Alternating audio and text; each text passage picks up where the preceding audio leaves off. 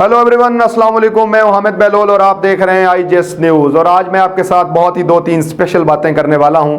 मुझे हैरत होती है अपने कॉलीग्स को देख के कि वो टिकटॉक के ऊपर शोज कर रहे होते हैं। वो बता रहे होते हैं कि कौन से मिनिस्टर की टिकटॉक लीक हो गई है और कौन सा मिनिस्टर कौन सी टिकटॉकर के साथ क्या कर रहा है। दुनिया ग्लोबल विलेज जो है, दुनिया में इंटरनेशनली क्या हो रहा है, मेरी नज़र में क्या दुनिया एक दफ़ा फिर बाई पॉलर होने जा रही है? क्या एक और सर्द जंग का आगाज़ होने वाला है? सोवियत यूनियन के खात्मे के बाद अमेरिका ने अपने इत्तेहादियों और हवारियों के साथ मिलकर एक लंबे अरसे तक पूरी दुनिया के ऊपर हुक्मरानी की है, लेकिन पिछली एक दिहाई से हालात तकरीबन बदल चुके हैं और चीन जो है वो मुकम्मल तौर पर उभर कर सामने आया है और अमेरिका को उसने हर मैदान में टफ टाइम दिया है। लेकिन अपने दोनों ममालिक अपने नुक्ता नज़र और पॉलिसीज के हवाले के हिसाब से 180 डिग्री ऑपोजिट हैं। चीन जो है वो रूस के साथ भी हाथ मिला चुका है और पाकिस्तान जो अमेरिका का पुराना इत्तेहादी था वो भी इस वक्त चाइना के ब्लॉक में वापस आ चुका है। तैयब एर्दोगान टर्की के जो प्रेसिडेंट हैं और अमेरिकन प्रेसिडेंट ट्रंप, उनकी आपस में जो ट्वीट्स हैं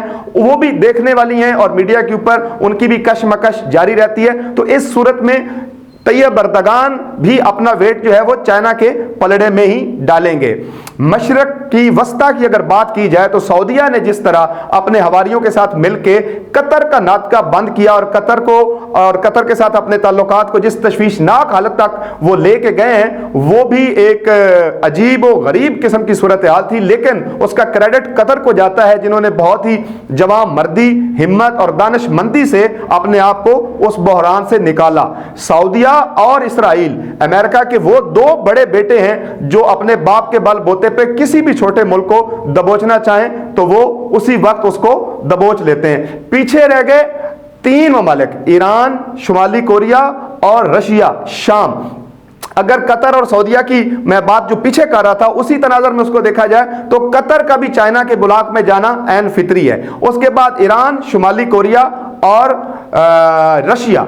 ईरान के साथ जो हिस्ट्रियाई रवैया अमेरिका ने अपनाया है वो भी पूरी दुनिया के सामने है और उस हिस्ट्रियाई रवैये के तनाजर में ईरान ने मुआशी कमज़ोर मैशियत का जो नाकाबिले तलाफी नुकसान उठाया है वो भी देखने वाला है। लेकिन उसके बावजूद ईरान ने अपना सर अमेरिका के सामने खम नहीं किया, वो अमेरिका के सामने डट के खड़ा रहा है। पिछले दिनों में ईरान के कमांडर की इराक में हलाकत हो जाती है और ईरान और अमेरिका के ताल्लुकात जो है वो मजीद कशीदा हो जाते हैं और ख़तरनाक हो जाते हैं। बावजूद इसके ईरान जो है वो अपनी पोजीशन पे कायम रहा है और सदाम गवर्नमेंट के बाद पहली दफ़ा इराकी गवर्नमेंट ने भी अमेरिका के खिलाफ बगावत का जो अलम है वो बुलंद किया है। अमेरिका के खिलाफ उन्होंने ईरान का साथ दिया है। दिलचस्प सूरत हाल ये है कि शुमाली कोरिया वो भी हर तरह की सूरत हाल को फेस करते हुए अमेरिका के सामने बिल्कुल किसी मसलहत का शिकार नहीं हुआ और अमेरिका के मुकाबले में खड़ा हुआ है।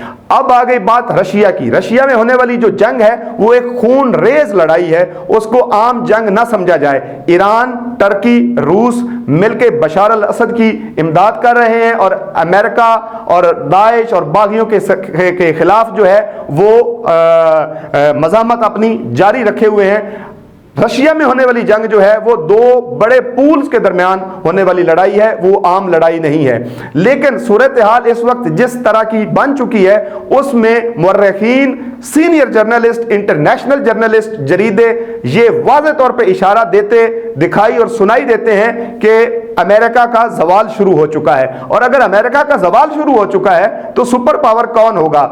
मेरी परसेप्शन के मुताबिक अगर आप मेरी इसी बाइट की पिछली गुफ्तगू को सुने कि किस तरह सारे ममालिक अपने हालात व वाक़यात की वजह से चाइना के ब्लॉक में जा रहे हैं, तो आने वाला सुपर पावर जो है वो चाइना होगा। और अगर सुपर पावर चाइना होगा तो पाकिस्तान की हैसियत क्या होगी? क्या पाकिस्तान की हैसियत चाइना के साथ वही होगी जो अमेरिका के सुपर पावर होते हुए इसराइल की है? ये सवाल मैं आप पे छोड़ के जा रहा हूं। आप बताएंगे कि अगर चाइना सुपर पावर बन जाए तो क्या पाकिस्तान जो है उसकी हैसियत चाइना के साथ किस कंडीशंस में होंगी? IGS यूट्यूब चैनल को सब्सक्राइब करें। कल आपसे फिर मुलाकात होगी। हामिद को इजाजत दें। अल्लाह हाफिज।